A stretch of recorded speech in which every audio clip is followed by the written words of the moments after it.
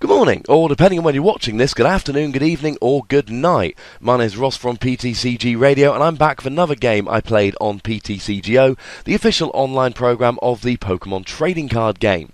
Now, with Furious Fist having been recently announced, over the next few weeks my plan is to bring you guys all the good decks post-rotation, because we are running into the rotation now. So my plan is to bring you all the fighting decks and all that good stuff. Any deck which looks good after rotation, my plan is to bring you. And in that vein, I'm starting you off today with a Seismitoad deck. Now, Seismitoad, like Pyro with Flash Fire, it's a new card. Nobody knows quite how to play it perfectly yet. So you can see that I've got Mewtwo and Garbodor, so I can get my Mewtwo active and Trubbish on the bench. And the other stuff I've got in there is Kyurem and Reshiram. They're good outrage attackers, but more than that, Kyurem's pretty good against Landorus, Reshiram's pretty good against Rizzy and Genesect, which is a very difficult matchup on its own. And hopefully I'll be able to bring you Seismitoad with Reshiram against Virgin at some point in the near future. Now, the game has just updated before I played this particular match, so I'm going to go and turn all the animations off, because otherwise that's going to drive me absolutely insane. Now, my opponent started with a Cobalion EX, and he's got an Eevee on the bench, and he's got a Mewtwo down as well. It seems like he's playing some kind of Aromatisse deck, and you can see there he's put the Spritzy down, so he is playing an Aromatisse deck. Now, he puts a DCE on Mewtwo, which is potentially dodgy. If I've got Lysandra or a Catcher next turn, I can take out that Mewtwo with a DCE Muscle Band or DCE Laser. Now, I've got a bunch of supporters there, but I don't have anything. Colress gets me too many, Skylar doesn't do enough, and I could Ultra Ball and Floatstone there to get the Seismitoad, which would be my number one play. The problem is, I'm facing down a Cobalion EX, and Cobalion EX, if you've forgotten, his first attack discards a special energy. So if I just Skylar for a Floatstone, stick up the Seismitoad EX, it would be awesome because I could start the Trainer Lock. Seismitoad's first attack blocks trainers for my opponent next turn, but it would also mean that I could go for that turn 2 Garbodor, and when I'm blocking trainers and abilities against a deck like Aromatisse, I'm probably going to win.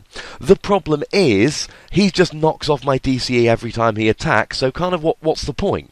I want to be getting down the water energy. So I play a Colress for 5, and I whiff any energy. So not only do I not get the DCE down, but I don't get a water down. Maybe not the end of the world, because all I could have done was a whopping 20 damage, because Cobalion's got resistance to psychic energy. So at the end of the day, it's really not the end of the world that I missed the energy attachment there, or at least that I didn't put the DCE down. Missing the water really sucks.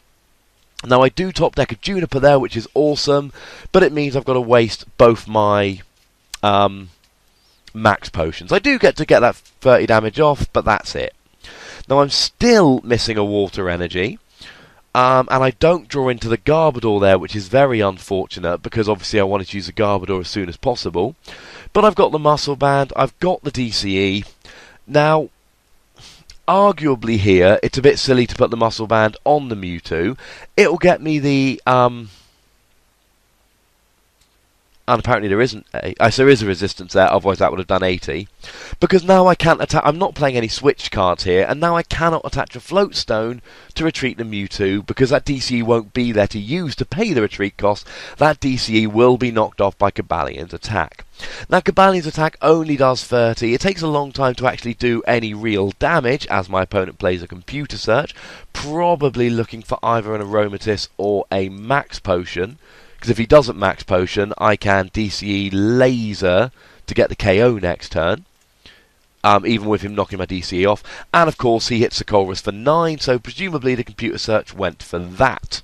Although I could be wrong, he could have had the Colress in hand and computer searched for the Aromatisse. Either way, he's got the Aromatisse down, he's hit the Max Potion. My opponent is rolling, and I really need to start manually attaching some water energy here, and it's just not looking like a fun game at the moment. All of my attackers take a double colourless, whether it's for the Outrage or the X-Ball or Seismitoad's something hammer, I don't know what it's called yet. But so I really need to, and I hit the laser there, which is good. I need a heads, I hit a tails, I can't buy myself a turn. So I'm going to play the N, and again with the Garbodor, I do get the water energy here, so I can attach it to Seismitoad, so that I can soon start doing that attack, getting the energy on the field, and not have it knocked off by the Cobalion. Now I don't have any max potion left, both of them were destroyed by that turn 1 Juniper, but he's still only doing 30 damage. Now I am slightly at danger here if he brings up his own Mewtwo and KOs mine. He wouldn't, although actually it would take him 4 energy at this stage. So I'm not in a huge disadvantage yet. I believe 3 energy and a muscle band would do it. And he hits a startling megaphone there. Now the startling megaphone has actually done me a favour, because now I can attach the float stone, retreat the Mewtwo and get going with Seismitoad. But of course I would need 2 float stones, or I could attach the muscle band to Garbodor, although that is dodgy because Garbodor's got a huge retreat cost, and if he were to play a Lysandre to bring up my Garbodor, that would be potentially bad. Now you see there my opponent ends me, and I whiff at a supporter. Of course I whiff a supporter. And he hits me for 30 there. But I also hit a DCE, which is quite nice, and a Lysandre. And you'll notice his benched Mewtwo now has 2 DCEs on it. So now at this stage, I can attach the DCE to my own Mewtwo, Lysandre and kill not Lysander, Lysandre and kill his Mewtwo. And I get 2 prizes there. I can possibly draw out of this predicament I'm in, because that is not a very playable hand. But also I can go up 2 prizes. Now I know his Cobalion can again hit me for 30, but his Cobalion is doing such little damage, I'm really not worried here. Not only that, but I can then attach a Water Energy to Seismitoad next turn, and if he's going to keep going with Cobalion, he's doing 30 damage while I'm doing 30 and blocking some trainers. And if I block trainers, my opponent can't use a max potion, which his deck really relies upon. But to be honest, to make the most of this, I really want to be having a Muscle Band Laser. 30 damage and blocking supporters, not particularly great, and my opponent hits another Colress there. So you see there I have actually hit 5 supporters, and it won't tell me how many's left in my deck because the game hates me. But there's plenty of supporters left. I think I'm playing 15 in this particular build, and I'm playing a computer search, so my deck is brimming with supporters. Now, ideally here, I need 2 float stones, and I need a Garbodor. Now you see there I hit the laser, and I do hit a head. If he stays asleep, it's looking very nice indeed.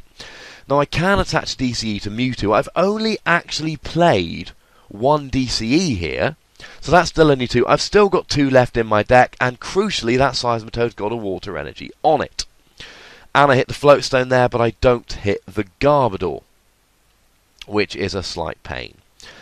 So I hit him for 60, and he stays asleep. He's now up to 180. If he stays asleep, he'll be KO'd by poison. I'll go 4 prizes up, and I'll be in a commanding position in this game. Now he hits the megaphone, but I've still got 2 float stones left. And my opponent almost certainly isn't going to knock that DCE off my Mewtwo, because he'd have to switch, and then he wouldn't be able to get the Cobalion back into the active. Now, you see there he's got a Leafeon on the bench as well. That's obviously been put into his deck as a Seismitoad counter, which is a little bit of a pain in the neck, but it's not something that I can't work around. It's less than ideal. I'd rather he didn't have Leafeon in his deck, but it's nothing I'm going to be crying about too soon. I just need to make sure Leafeon does more damage based on all of my energy on the field. He's going to knock out my Mewtwo, then I'll bring Seismitoad. He'll be doing 80 or 120 for 1 energy, so it's a very efficient attack. But with things like laser, and especially if I can get a muscle band on my Seismitoad, he'll be going down quickly. As I was saying a minute ago, if I can be hitting laser and muscle band, I'm actually doing 80 for a single energy attachment. And he doesn't wake up, and I go down to 2 prizes, and that is wonderful. Now, if I had a Lysandre here, I would be able to do very well and take prizes, but I don't. I do have a Pal Pad, however, so that's not a huge problem. Now, he's put the Mr. Mime up. I'm going to be able to kill this here, and then he's going to be able to end me to 1, which is a pain, but at least if I KO the Mime, then if I can Pal Pad and I've got the Colress there, hopefully I can hit the Pal Pad on that.